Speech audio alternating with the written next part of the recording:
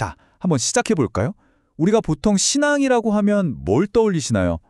아마 우리가 뭘 받는지, 어떤 혜택이 있는지에 대해 많이 생각하게 되죠. 그런데 말이죠. 오늘 우리가 같이 살펴볼 내용은 조금 다른 관점을 제시합니다. 혹시 신앙의 진짜 핵심이 우리가 받는 무언가가 아니라 우리가 만나는 누군가에 대한 건 아닐까요? 네, 바로 이 질문이에요. 이게 오늘 우리가 파헤쳐볼 핵심 질문입니다.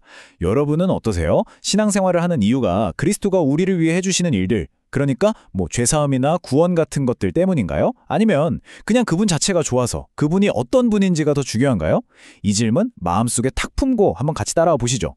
자, 그럼 이 질문에 대한 답을 찾으려면 뭐부터 시작해야 할까요? 맞아요. 우리 믿음이 도대체 뭘 향하고 있는 건지, 그 타깃이 뭔지부터 확실히 해야겠죠?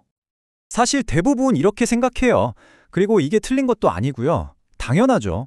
우리에겐 죄 용서가 필요하고 또 심판으로부터 구원받고 싶으니까 신앙을 시작하는 거잖아요. 그러니까 신앙을 어떤 문제를 해결하기 위한 수단, 필요한 걸 얻기 위한 방법으로 보는 거 어찌 보면 아주 자연스러운 출발점이에요. 자, 그런데 여기서부터가 진짜 흥미로워집니다. 오늘 우리가 보는 이 자료의 핵심 주장이 뭐냐면요. 우리가 받는 그 모든 좋은 것들의 진짜 근원이 그분이 하시는 일이 아니라 그분의 존재 자체에 있다는 거예요. 즉, 그분이 누구신가가 더 근본적이라는 거죠.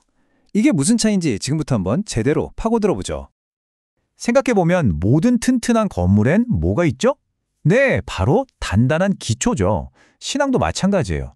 흔들리지 않으려면 아주 견고한 기초가 필요한데 과연 그 기초가 뭘까요? 우리가 계속 그리스도의 인격이라는 말을 쓰는데 이게 뭘 의미하냐면요. 그분이 그냥 훌륭한 선생님이나 예언자 이런 수준이 아니라는 거예요. 그분은 완전한 하나님이시면서 동시에 완전한 인간이셨다. 그리고 하나님의 아들이시다. 바로 이 세상에 단 하나뿐인 아주 독특한 정체성을 가지신 분이라는 거죠. 이게 무슨 말인지 확 와닿게 해주는 예시가 있어요. 바로 성경에 나오는 마르다의 고백인데요. 예수님이 죽은 오빠를 살릴 수 있냐? 이런 뉘앙스로 물어보셨을 때 마르다가 뭐라고 대답했는지 아세요? 네, 살릴 수 있어요. 라고 그분의 능력을 말한 게 아니었어요. 대신 그분이 누구신지를 고백했죠. 바로 이 대답이 왜 그렇게 중요하냐면요. 당신은 죽은 사람도 살릴 수 있는 능력이 있어요가 아니라 당신은 하나님의 아들이세요라고 고백했다는 점이에요. 이게 무슨 뜻일까요? 그분이 하나님의 아들이시니까 죽은 사람 살리는 건 물론이고 그 어떤 일이든 하실 수 있다는 훨씬 더 근본적인 믿음을 보여주는 거죠. 와. 그러니까 그분의 정체성을 믿는 게 그분의 능력을 믿는 것의 진짜 기초가 되는 거예요. 그런데 솔직히 우리 대부분이 처음부터 이렇게 시작하나요? 당신은 하나님의 아들이십니다. 이렇게요? 아마 아닐걸요?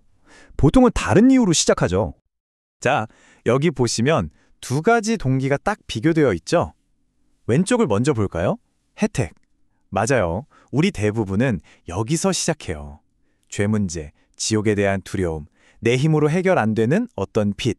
이런 것들 때문에 구원자가 필요해서 교회의 문을 두드리죠. 그리고 다시 말하지만 이거 아주 정상적인 시작이에요. 전혀 이상한 게 아닙니다. 그러니까 혹시 나는 너무 이기적인 동기로 신앙을 시작했나? 라고 생각하신다면 전혀 그럴 필요 없어요. 그건 잘못된 게 아니라 그냥 출발점일 뿐이에요. 진짜 중요한 건 뭐다? 그 출발점에 평생 머물러 있느냐, 아니면 거기서부터 더 깊은 관계로 나아가느냐. 바로 그 차이죠. 자, 그럼 이 과정, 이 발전을 어떻게 이해하면 좋을까요? 오늘 우리가 보는 자료에서 정말 기가 막힌 비유를 하나 들어주는데요. 바로 결혼 비유입니다. 이야기는 이렇게 시작돼요. 어떤 여인이 있는데 빚이 너무 많아서 정말 힘든 상황이에요. 그런데 어느 날 어떤 남자가 청혼을 해오는 거죠. 이때 여인의 마음을 처음 사로잡았던 건 뭘까요? 그 남자의 멋진 인격? 아니요. 그의 엄청난 재산 그리고 내 빚을 다 갚아줄 수 있다는 그 능력이었어요. 자, 이 비유의 단계를 한번 보세요. 첫 번째, 아주 현실적인 동기로 시작하죠. 내 문제를 해결해 줄 수 있을 것 같으니까. 두 번째, 그래서 그 사람을 만나기 시작해요. 대화도 하고 시간을 보내면서 그 사람 자체를 알아가게 되죠. 그러다 세 번째 단계에서 엄청난 반전이 일어납니다. 그의 인격, 그 다정함, 그 사람 자체에 완전히 빠져버리는 거예요. 그래서 이젠 처음에 동기였던 돈이나 능력 같은 건 아무것도 아니게 되는 거죠.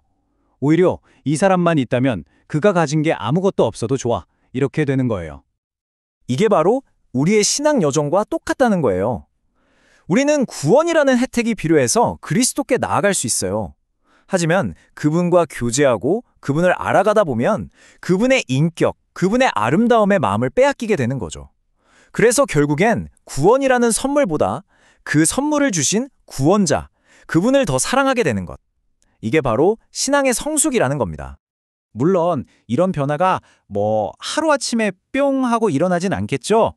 이건 점차적으로 일어나는 성장의 과정이에요.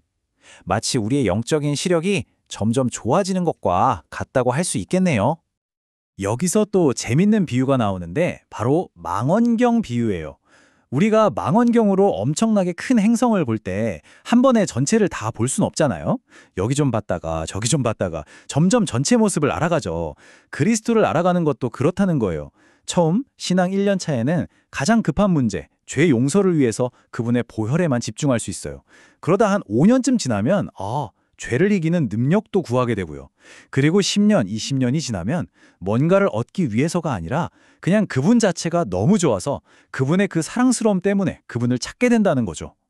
자, 그럼 이 여정의 끝, 우리가 가야 할 최종 목적지는 과연 어디일까요? 신앙의 궁극적인 목표는 뭘까요? 이 자료는 정말 강력한 라틴어 문장 하나로 그 답을 딱 제시합니다. Est aliquid in Christo formosius Salvator.